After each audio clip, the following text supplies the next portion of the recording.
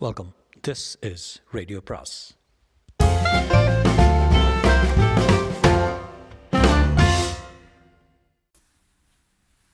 அனைவருக்கும் அன்பு வணக்கம். மற்றொரு சிறுகதை, இன்னொரு சிறுகதை சுஜாதாவோடது பார்த்தேன். இதான் லாஸ்ட் ஒன் நினைக்கிறேன். தற்செயலாக பார்த்தது அப்படி சொல்கிறேன். கதை பேரும் தற்செயலாக அப்படின்னு. So it's probably surprising that I found Sujatha story. But anyway, தற்செயலாக இது நான் படிக்கலைன்னு நினைக்கிறேன். I hope I have not read it. தற்செயலாக பை சுஜாதா சிறுகதை. 1995 வெளியான சிறுகதை. விமான நிலையத்திலேயே அந்த குண்டு சர்தார்ஜியை பார்த்தேன். புல்டோசர் அளவுக்கு தொந்தக்கா பொந்தக்கா என்று நடந்து வந்து பருமனான வெள்ளரி விரல்களால் தன் டிக்கெட்டை எடுத்து கவுண்டரில் நீட்டினார். கடவுளே, இந்த ஆசாமி என் பக்கத்தில் வந்து தொலைக்கக்கூடாது என்று வேண்டிக் கொண்டேன். டிரான்சிட் லவுஞ்சில் பெண்டுலம் போல் அசைந்து அசைந்து மிகுந்த பிரயாசையுடன் பிளாஸ்டிக் நாற்காலியில் உட்கார விழைந்த போது அது விரிந்து சப்தம் போட இடம் போராமல் நின்று கொண்டார். பைக்குள் வைத்திருந்த பொட்டலத்தில் மடித்த ஒரு கட்லெட், ஒரு கேக் இவைகளை எடுத்து உண்ணத் தொடங்கினார். வாழ்க்கை பூராவும் நிறுத்தாமல் சாப்பிட்டு கொண்டு இருந்தவர் போல தோற்றமளித்தார். ஏரோ பிரிட்ஜை கடந்து உள்ளே சென்றதும் கடவுள் என் பிரார்த்தனையை கேட்டுவிட்டார். ஏர்பஸ் விமானத்தில் 27ஆம் வரிசையில் சீட் கிடைத்தால் அதிர்ஷ்டம். கால் நீட்டிக்கொள்ள நிறைய இடம். சாப்பாட்டு தட்டுக்கு முன் சீட்டின் முதுகை பிரித்து மார்பு வரை அசௌகரியமாக அழுத்தி கொள்ள வேண்டியதில்லை. ஆறாமாக பிரயாணம் செய்யலாம். மேலும் டேக் ஆஃப் லேண்டிங் போது விமான பணிப்பெண் இருவர் எதிர் இருக்கையில் ஒரே திசையில் பார்த்து கொண்டு அமருவார்கள். சில வேளை புன்னகைப்பார்கள். இதெல்லாம் போனஸ் சந்தோஷங்கள். ஆனால் 27ஆம் வரிசையில் ஒரு அபாயம் உள்ளது. கைக்குழந்தை தாய்மார்கள் அல்லது நிறை கர்ப்பவதிகளுக்கு சௌகரியத்தை உத்தேசித்து அந்த வரிசையில் இடம் கொடுப்பார்கள். சில சமயம் மந்திரிகள். அப்படி யாரும் கர்ப்பஸ்திரியோ மந்திரியோ வராதால் நான் மகிழ்ச்சியுடன் கால் மேல் கால் போட்டுக்கொள்ள என் சந்தோஷம் அதிக நிமிஷங்கள் நீடிக்கவில்லை. செக்இன் கவுண்டரில் பார்த்த அந்த குண்டு சர்தார்ஜி ஒவ்வொரு வரிசை எண்ணாக தன் டிக்கெட்டோடு ஒத்து பார்த்து கொண்டே வந்தவர் என் வரிசையில் நின்றார். என் அருகிலும் அமர்ந்தார். ஒரு சர்தார்ஜி என்று சொல்வதை விட கிட்டத்தட்ட 3 சர்தார்ஜி தாராளமாக இருந்தார். முழுசாக சீட்டில் உட்கார முடியவில்லை. வயிற்றில் இறுக்கிக் கொள்ள சீட் பெல்ட் நீளம் போதவில்லை. உட்காருவதற்குள் கொல்லந்துருத்தி போல் மேல் மூச்சு வாங்கியது. என் அருகே உட்கார இருக்கையின் பக்க நீட்டலில் வைத்து கொண்டு கை பிதுங்கி என் மார்மேல் வந்து இடித்தது. நான் எத்தனை தான் இந்த பக்கம் ஒதுங்கி கொண்டாலும் அவர் மேல் படாமல் இருக்க முடியவில்லை. நான் அவ்வளவு தொட்டார் சுருங்கி இல்லை என்றாலும் 2.5 மணி நேர பிரயாணம் முழுவதும் குண்டு சர்தார்ஜியால் இவ்வாறு நெருக்கப்பட்டு 25 விழுக்காடு சீட்டில் முழங்கால்களுக்கு இடையில் 2 கைகளையும் செருகிக் கொண்டு பயணம் செய்வதை நிச்சயம் விரும்பாதவன். ஹோஸ்டஸை கூப்பிட்டு வேறு சீட்டு கிடைக்குமா என்று தாழ்ந்த குரல் விசாரித்தேன். சர்தார்ஜி என்னை ஓரக்கண்ணால் பார்த்து பையிலிருந்து பிரயாசையுடன் ஒரு புத்தகத்தை எடுத்து மடிமேல் வைத்துக்கொண்டு அரை கண்ணாடி அணிந்து கொண்டார். நான் அதற்கு மேல் முடியாதபடி நெற்றியை சுருக்கி கொண்டு உலகத்தின் சகல ஜீவராசிகள் மேலும் வெறுப்பாக இருந்தேன். இன்னும் ஒதுங்கி உட்கார, இன்னும் நெருக்கப்பட்டு என்னை கால் பாகமாக சுருக்கி கொண்ட பின்னும் உடல் அவர் மேல் பட்டது. Sorry sir, the flight is full என்று புன்னகைத்தாள் என்னை நோக்கி வந்த விமானினி. இந்த மாதிரி ஆட்கள் எல்லாம் 2 டிக்கெட் வாங்கி இடையில் இருக்கும் தடுப்பை நீக்கும் வசதி மேல் நாட்டில் உள்ளது என்று சொல்ல விரும்பினாலும் சர்தார்ஜியின் ஆகிருதியை யோசித்து பேசாமல் இருந்து முகத்தையும் நெற்றியையும் இன்னமும் சுண்ட வைத்துக் கொண்டேன். சர்தார்ஜி என் தர்ம சங்கடத்தை பற்றி கவலைப்படாமல் திமிங்கில மூச்சு விட்டு கொண்டு பத்திரிகை பிரித்து வைத்து படிக்க முற்பட்டார். அரை கண்ணாடி மூலம் என்னை பார்த்து "Am I inconveniencing you?" என்றார். உலகத்திலேயே மிகையற்ற வாக்கியம். இல்லை என்றேன். ஆம் என்பதற்கு பதில். இந்த மாதிரி ஆட்கள் எல்லாம் ஏன் மனுஷராய் பிறக்கிறார்கள்? திமிங்கலமாகவோ காண்டாமிருகமாகவோ அல்லது அன்று இந்தியன் ஷூட்டிங்கில் பார்த்தேனே அந்த ஓவர் சைஸ் பறவையாகவோ பிறந்து கடலிலோ கூண்டிலோ இருக்க வேண்டியவர்கள் எனதுக்காக A319 வருகிறார்கள்? இல்லை, இது சில வேளை வம்சத்தில் உண்டு என்று சொல்வார்கள். பார்த்தால் சாப்பிட்டு பெருத்தவர் போலத்தான் தோன்றுகிறார். இவர் யார்? பிறக்கும்போது எத்தனை பவுண்ட் இருந்திருக்கும் குழந்தை? சாப்பிட்டு இப்படி பருமனான சூமோ சண்டைக்காரனா, இல்லை டிவியில் பாசாங்கு சண்டை போடும் ரெஸ்லிங் ஃபவுண்டேஷன் ஆசாமியா என்றெல்லாம் பல்வாறு யோசித்தேன். ஹோஸ்டஸ் வழக்கம் போல ஆக்சிஜன் மாஸ்க் இத்தியாதிகளை இயந்திரத்தனமாக அறிவித்துவிட்டு எங்கள் எதிரில் டேக் ஆஃப் சமயத்துக்காக உட்கார்ந்து கொள்ள அவளை பார்த்து "இஸ் மோனா ஆன் டியூட்டி?" என்று கேட்டார்.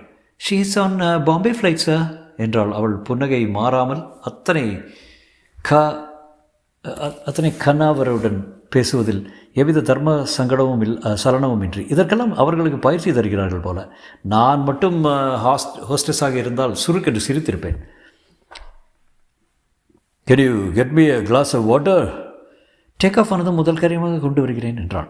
விமானம் உயர்ந்து சீட் பெல்ட் விளக்குகள் அணைந்ததும் பிளாஸ்டிக் டம்ளரில் அந்த பெண் தண்ணீர் கொண்டு வந்து கால் பட்டனை அணைக்க சர்தார்ஜி தன் பைக்குள் இருந்து மாத்திரை எடுத்து அதை வாய்க்குள் அனுப்ப முற்பட்ட போது அது உருண்டு கீழே விழுந்தது.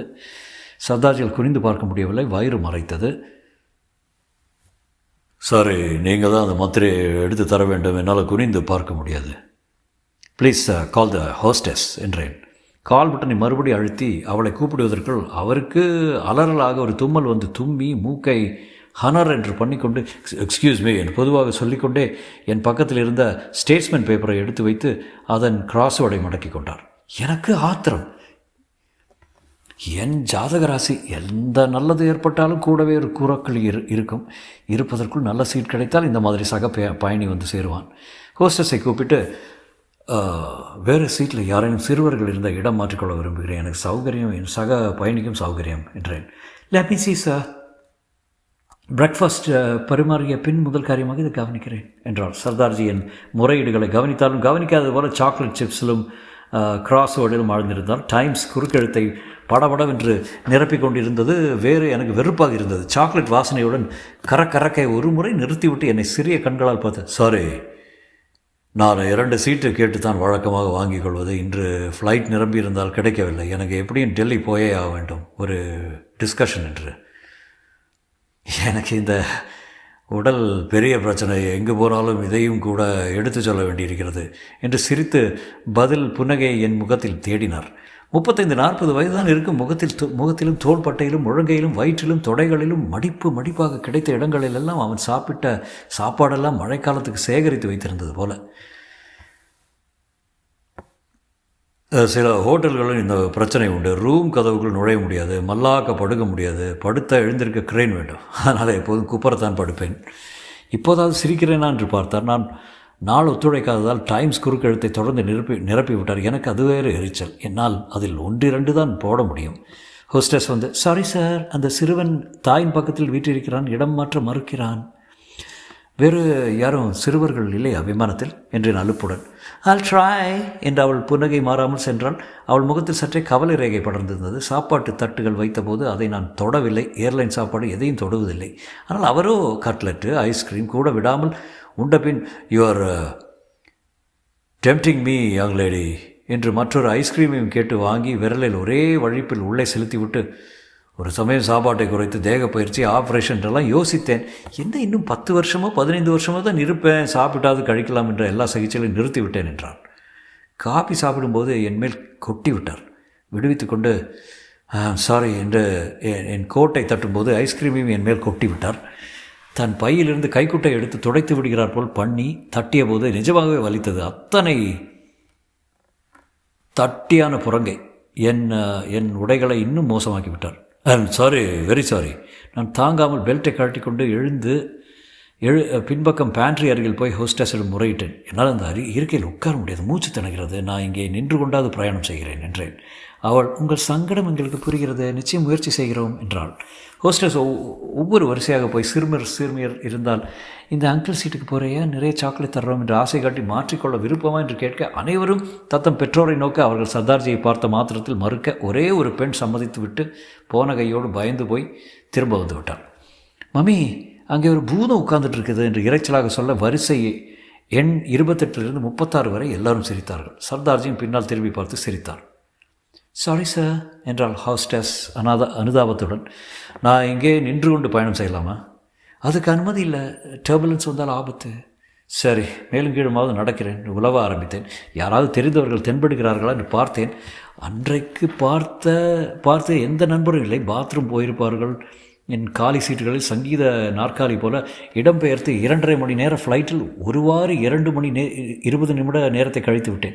கடைசியில் திரும்ப என் இடத்துக்கு போய் உட்கார முயன்றேன். இருக்கைக்கு திரும்பிய போது அவர் என் இருக்கையின் இடை தடுப்பை உள்ளே தள்ளிவிட்டு 2 சீட்டையும் ஆக்கிரமித்துக் கொண்டிருந்தார். நான் வந்ததும் மிகுந்த சிரமத்துடன் எழுந்து தடுப்பை மீட்டு எனக்கு உட்கார காலிடம் கொடுத்தார். எங்கே காணாமல் போய்விட்டீர்கள், நடுவில் எங்கேயாவது இறங்கி விட்டீர்களா, இந்த குண்டனின் அசௌகரியம் தாங்காது என்றார். நான் பேசாமல் இருக்க, என்னால் மிகுந்த துன்பம் உங்களுக்கு, அதற்கு ஈடாக உங்கள் கார்டு கொடுத்தால் புத்தகம் அனுப்புகிறேன் என்றார். தேவையில்லை, இதெல்லாம் விமான பயணத்தில் உள்ள அனிச்சயங்கள் என்றேன். உண்மைதான். நான் ஒரு முறை தென் அமெரிக்காவில் 300 மைல் ஒரு ஆட்டுடன் பயணம் செய்ய வேண்டியிருந்தது. அதன் சொந்தக்காரன் அருகில் ஸ்பானிஷ் பாஷையில் தன் வாழ்க்கை சரிதத்தை சொல்லிக் கொண்டிருந்தான். பயணம் முடிவதற்குள் பிரசவித்து விட்டேன் நான் என்றார். நான் பிடிவாதமாக சிரிக்க மறுத்தேன். இந்த குண்டனுடன் என்ன வேடிக்கை பேச்சேன். 2 மணி நேரம் கால் கடுக்க அலைய வைத்தவனுக்கு நான் பதில் சொல்லவில்லை. அதைவிட அவமானம் இருக்க முடியாது. இருந்தும் அவர் மதிக்காமல், you are from the south என்று கேட்டான். யா. Are you working? ஆங்கில உச்சரிப்பில் கொஞ்சம் பிரிட்டிஷ்தனம் இருந்ததை கவனித்தேன். யா. இதைவிட சின்ன வார்த்தை கிடைக்காததான். அதன் பின் சர்தார்ஜி மௌனமாகிவிட்டார். எப்படியாவது என்னிடம் பேச எடுத்த முயற்சிகள் எதுவும் பலிக்காமல், இன்னும் சிறிது நேரத்தில் நாம் டெல்லி விமான நிலையத்தில் இறங்கப் போகிறோம், சீட் பெல்ட்டுகளை இறுக்கிக் கொண்டு சீட்டை இருக்கையை நேராக வைத்துக்கொள்ளவும் என்று அறிவிப்பு வர, எனக்கு மட்டும் விதிவிலக்கு, நான் உங்கள் அருகில் உட்கார்ந்துருப்பதால் விமானம் மெத்தென்று இறங்கும், சீட் பெல்ட்டே தேவையில்லை, என்னால் சீட் பெல்ட் அணிந்து கொள்ளவும் முடியாது. ஏன்னா என்ஜினியரா? Computer science. என் கசின் குஷ்வந்த் ஒரு கம்ப்யூட்டரை கொடுத்து பயன்படுத்த என்னை வற்புறுத்தி கொண்டு இருக்கிறான். எனக்கு இன்னும் பழகவில்லை. பழைய டைப்ரைட்டர் தான், சின்னதாக தொப்பை மேலே வைத்துக்கொண்டே டைப் அடிப்பேன். சுண்டு விரலால் தான், மற்ற விரல்கள் பெருசு. எனக்கு முதல் தடவையாக சிரிப்பு வந்தது. அவரும் தண்ணீர் படுக்கை குலுங்குவது போல சிரித்தார். வாழ்க்கையில் எத்தனை தற்செயலான பரிச்சயங்கள் ஏற்படுகின்றன. அவைகளில் குண்டு சர்தாஜியுடன் என் வாழ்க்கையில் செலவழித்த 2.5 மணி நேர சக பிரயாணத்தை நான் மறக்காததற்கு காரணம் ஆகிருதி அல்ல, பின் சொல்கிறேன். பாலம் விமான நிலையத்தில் சுந்தரம் என்னை அழைத்து செல்ல வந்திருந்தான். குண்டு சர்தாஜி என்னை பார்த்ததும், நைஸ் மீட்டிங் யூ, சாரி உங்களுக்கு அசௌகரியத்தை அழித்து விட்டேன், பாத்ரூம் அருகிலே நின்று கொண்டிருந்தீர்கள் என்று தேவிகா சொன்னாள். ஒரு வெண் சீருடை டிரைவர் சலுகையுடன் உள்ளே வந்து அவர் கைப்பையை வாங்கிக் கொள்ள அவர் கூட்டத்தில் இலைமறை காய்மறையாக தெரிந்தார். சுந்தரம், எப்படி இருந்தது பயணம் என்றான். என் ஜாதக ராசிரா சுந்தர, உலகத்திலே குண்டு சர்தார்ஜி ஒருத்தன் வந்து பக்கத்தில் உட்காந்தான். இடம் போகிறல ஏறக்குறை நின்றுட்டே வந்தேன். மொபசல் பஸ்ஸில் கிருத்திகைக்கு போகிற மாதிரி. ப்ரீபெய்ட் டாக்ஸிக்கு டிக்கெட் வாங்கி கொண்டே வெளியே வந்தபோது சர்தார்ஜி ஒரு பெரிய கான்டஸா காருக்குள் திணித்து கொண்டு வருவதை சுந்தரத்துக்கு காட்டேன். அதா அவர் தான். அவரா? அவரோடைய பிரயாணம் செய்த? ஆமாம், பக்கத்து சீட்டில். கைகுடு, என்ன ஒரு பாகியண்டா அவனுக்கு. அவர் யார் தெரியுமா? சந்தோக் சிங் அலுவாலியா. பேர் கேட்ட மாதிரி இருக்கு. கேட்ட மாதிரியா? ரொம்ப பெரிய இன்டலெக்சுவல்ப்பா, எக்கனாமிக்ஸு. அவர் கூட 10 நிமிஷம் பேசினா போதும், அவருடைய அறிவினுடைய பரப்பு எவ்வளோ விஸ்தாரமானதுன்னு தெரியும். பெரிய எக்கனாமிஸ்ட் அவர் கூட 2 நிமிஷம் கிடைக்குமான்னு 100கணக்கான பேர் காத்துட்டுருக்கா. 2.5 மணி நேரமா? என்ன லக்கடா அவனுக்கு. மை காட், இந்த வருஷம் நோபல் பிரைஸுக்கு பேர் போயிருக்கே அவரா என்றேன். சாட்சாத் அவரே தான். வாங்காத அவார்டு இல்லை. அவர் கூட பேசினா போது போகிறதே தெரிஞ்சிருக்காதே. இந்த முறை எக்கனாமிக்ஸ் ப்ரைஸ் கிடச்சிருச்சுன்னு சொல்கிறா. கால்பிரைத் கூட அவருக்கு இன்றைக்கி ஒரு டிஸ்கஷன் அதுக்கு தான் வந்திருக்காரு. அந்த காரை நிறுத்தி சர்தார்ஜி என்னை அடையாளம் கண்டுகொண்டு, nice talking to you sir என்று கண் சுமிட்டினார். அவர் கார் புறப்பட, கொடுத்து வச்சவன்டா நீ என்றான் சுந்தரம். என் ஜாதக ராசி என்றேன். முற்றும். இந்த கதை நல்ல கதை தான். ஆஃப்கோர்ஸ் ஆப்வியஸ்லி சுஜாதா அருமையாக எழுதுகிறாரு. பட்டு கொஞ்சம் இந்த ஃபேட் ஷேமிங் கொஞ்சம் ஜாஸ்தி தான். பழைய காலத்துலலாம் இதெல்லாம் ரொம்ப ஈஸியாக எழுதலாம். I understand that. இப்போல்லாம் இந்த மாதிரிலாம் எழுத முடியாது for sure, because it was very என்ன சொல்கிறது, ரொம்ப மோசமாக எழுதியிருந்தார். But of course the story was nice as usual.